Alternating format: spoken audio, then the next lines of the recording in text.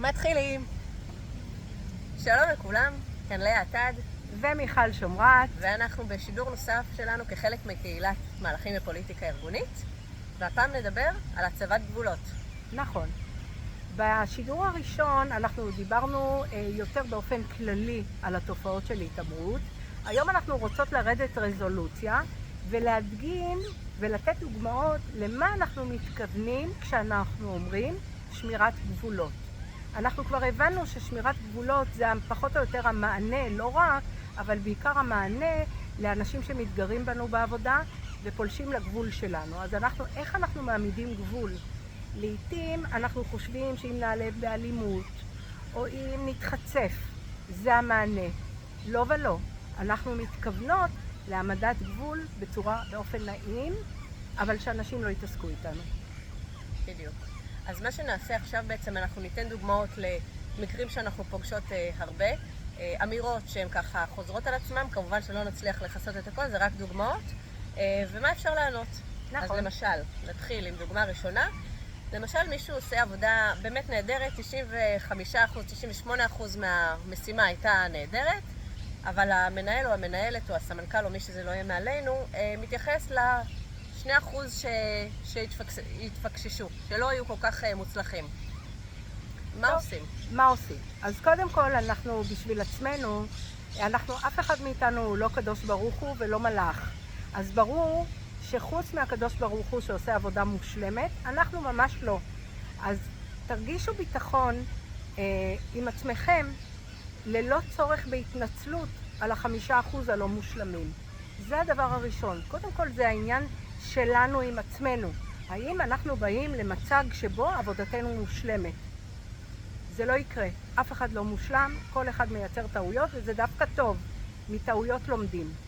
אבל כשמתייחסים ל5% ואומרים אבל, ועל הטוב, על ה95% אומרים ביאף, ועל ה5% מתעכבים, אז אנחנו אומרים, האם אתה מסכים להסביר לי מה זה ה95%? זה מאוד מאוד חשוב לי, אם אתה מוכן לתת לי הסבר על זה.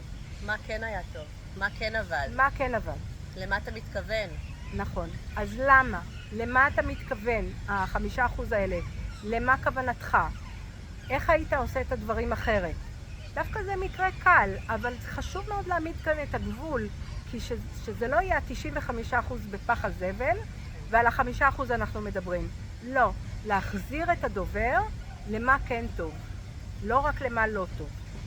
לגמרי. דוגמה שנייה שאנחנו נתקלות בה הרבה, נכון לאה? כשאומרים לנו בעצם, מה, זה אמור לקחת לך רק שעה או רק 5 דקות, או זה רק מסך אחד, לא צריך פה עבודה מאוד עמוקה. כן, אז לי זה היה לוקח 5 דקות. עכשיו, זאת אמירה, אחת האמירות המקוממות, המנמיכות, המורידות אותנו, המשפילות ביותר שקיימות. לי זה היה לוקח 5 דקות. מה עושים בסיטואציה? לדוגמה, אפשר לומר לאותו אחד שאמר את זה, דרך אגב זה מאוד דומה לזה שמישהו אומר לכם, מסך אחד ואתם מגיעים במסך אחד. בסוף מסתבר שיש 100 מסכים ואתם לא מגיעים לעיקר. או למשל שיש משימה שהיא מתגלגלת, שאחרי זה אנחנו מגילים שיש עוד משהו שצריך לטפל, או שיש באגים, או דברים קורים בדרך, זה לא תמיד תהליך מאוד מאוד חלק וקל. אוקיי, זה קורה, זאת אמירה שלעיתים הלקוח אומר לנו, לי זה היה לוקח 5 דקות. אז מה אתם אומרים? אני עוצרת עבודתי, ותוך 5 דקות אני אצלך, אני גם מביא את מי שכתב את התוכנה בארצות הברית, כולנו סקרנים לדעת איך זה לוקח 5 דקות, יכול להיות שגילינו כאן מהפכה. אז בואי תראי לי איך את עושה, אולי בוא נקבע לעוד רבע שעה, אני בא לראות איך את עושה את זה ב5 דקות. זה מאוד מסקרן, מאוד מעניין. כאילו ללכת עם האמירה הזאת ולא להתנגד לה, כי אנחנו כולנו מתחילים להתנצל. לא, אבל זה לקח לי עוד רבע שעה ועוד 20 דקות. בדרך כלל זה אמירות מאוד מקוממות, כי זה עבודה של חודש כשאומרים לכם 3 דקות. זה מאוד מרגיז, זה מאוד מקומם. אני כל פעם שאני שומעת שמישהו מספר לי את זה, אני בעצמי מתעצבנת. אני לא מתעצבנת, אבל זה מאוד מקומם, שתדעו. גם אפשר לבוא ולהגיד עוד משהו ככה שעלה לנו מקודם, כשחשבנו על זה, בעצם להגיד, אני מאוד אשמח לפנות לי את הזמן למשימות אחרות שיש לי, הלו"ז שלי מאוד עמוס, בוא תראה לי באמת איך עושים את זה ב5 דקות. אני אשמח לנקות שולחן. אפילו 10 דקות. אני לאוד, 10 דקות, רבע שעה. כן. אני מביא את הכיסא לידך ובוא תראה לי איך. בסדר? אמירה נוספת, לאה, שאנחנו נתקלות בה הרבה, זה אומרים שאתה לא מקצועי. אומרים עליך אומרים עלייך כל לא האומרים מקצועי. למיניהם. אוקיי. זה אחד ממשפטי ההתעמרות, ואני רואה את זה כל הזמן בשימועים.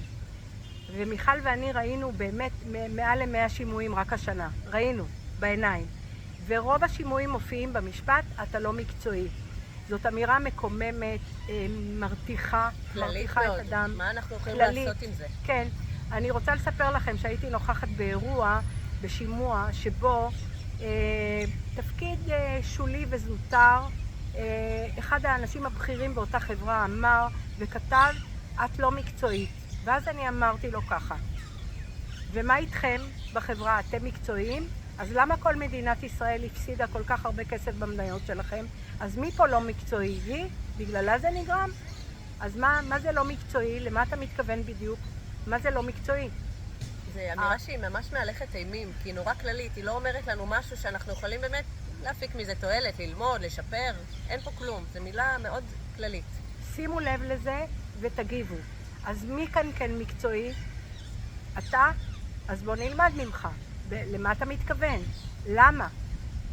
אבל לא לאפשר שידברו אליכם ככה, כי זה מהלך אימים.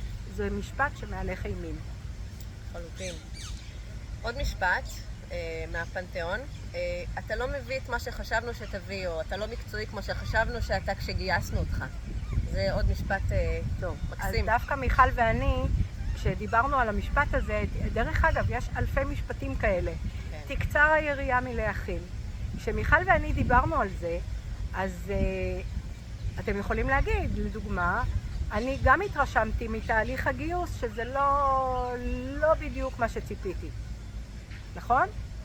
כן, לגמרי. או למשל, אני מאוד שמח שאת או אתה, המנהל, מעלה את זה, כי אתה מחדד לי משהו שאני גם הרגשתי בתהליך הרעיונות פה, שגם לא היה מספיק מקצועי עד הסוף, ועכשיו בוא נגיד ככה שההרגשה בינינו היא הדדית. ועכשיו אני משלם את המחיר, כי אני חוויתי את זה ברעיונות איתכם. כן, גם הרעיון לא היה מקצועי. או עוד משהו שאפשר לומר, בעצם אתה מטיל עליי את האחריות לזה שגייסתם מישהו שהוא בעיניכם לא מקצועי, אז מי פה אחראי על תהליך הרעיונות? אני אחראי על זה? אולי יש לעשות משהו בתהליכי הרעיון אצלכם בחברה. כי אני מניח שלא רק אני חוויתי את האי הדיוק הזה, יש כאן כנראה קבוצה שלמה של אנשים שגויסו. ולא מתאימים. והם לא מתאימים. אז מה אנחנו מסיקים מזה?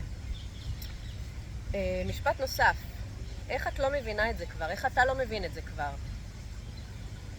מה אתם אומרים על המשפט הזה? איך אתה לא מבין את זה כבר? טוב, יש 1000 דברים שאני ממש מבין מצוין.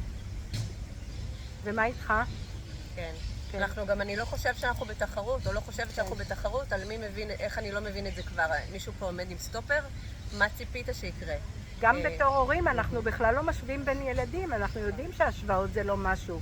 אני לא בטוחה שההשוואות פה בחברה היו מחמיאות יותר מאשר בהשוואה כלפיי.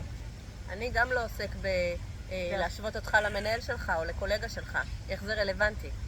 אני עובד פה בזכות עצמי.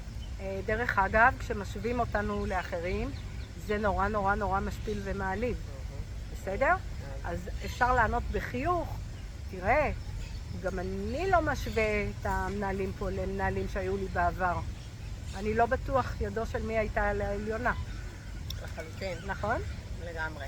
יש עוד משפטים? יש עוד משפט ככה הנה, יש פה עורב, אולי הוא יופיע לנו כאן בתוך הצילום. כן, כמו ציפי שהופיע כן, פעם קודמת. כמו ציפי. כשאומרים בפורום של ישיבת מחלקה, ישיבת צוות עם הרבה אנשים, לפעמים גם עם המנהלים שלנו, עם העובדים תחתנו, ומשפילים, אומרים כל מיני אמירות מעליבות, למשל, הלקוח לא מרוצה. פעם ראשונה שאנחנו שומעים דבר כזה, או אומרים שאתה לא מסתדר עם הפתרון שהבאתם לא טוב, כל מיני אמירות כאלה גם באוויר. מה אפשר לעשות פה, לאה?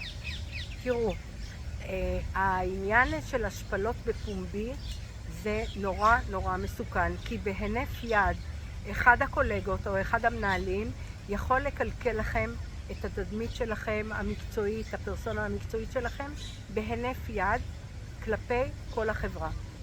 ואם אנחנו לא מגיבים, או אם אנחנו חושבים שנצא מהחדר ואז נסגור את החשבון וניגש ונסביר בחוץ בצורה יפה. באופן יפה ומנומס, זה לא עובד. זה לא עובד, לא סוגרים חשבון, כי לעתים אתם יכולים ללכת לחדר אחר ולהגיד לסמנכ"ל, תראה, זה לא ככה, זה כן ככה, אז הוא אומר, זה לא יקרה. בישיבה הבאה זה לא רק שזה קורה, זה קורה עוד יותר.